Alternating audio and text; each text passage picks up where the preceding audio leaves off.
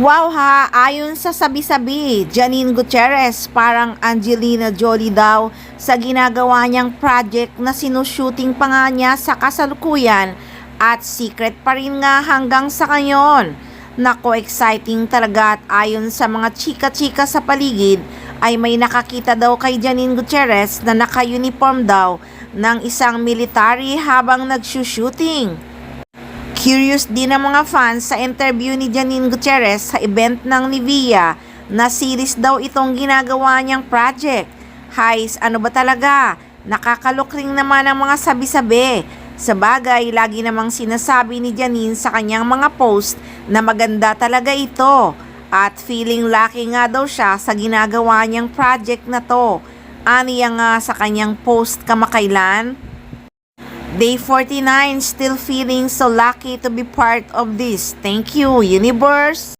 May post din siya noon na maganda talaga ito. Kaya naman ang mga fans ay sobrang na-excite nang malaman kung ano nga ba ito.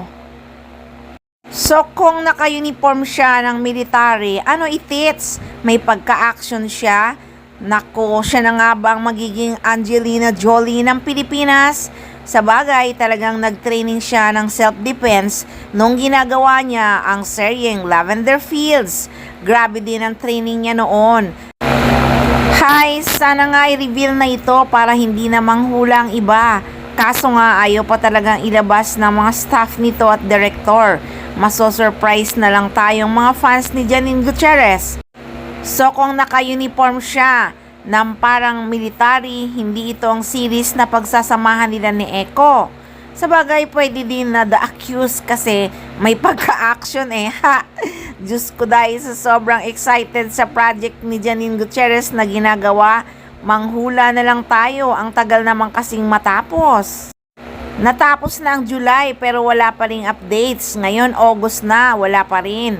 Sa bagay, wait na lang talaga tayo. Total, sinushooting na at naka 49 days na nga. Halos 1.5 months na sinushooting ito. Isishare din nila ito bago matapos ang taon. Taon ha, hindi buwan. Kaya patience na lang tayong mga fans ni Janine or fans ng Econin.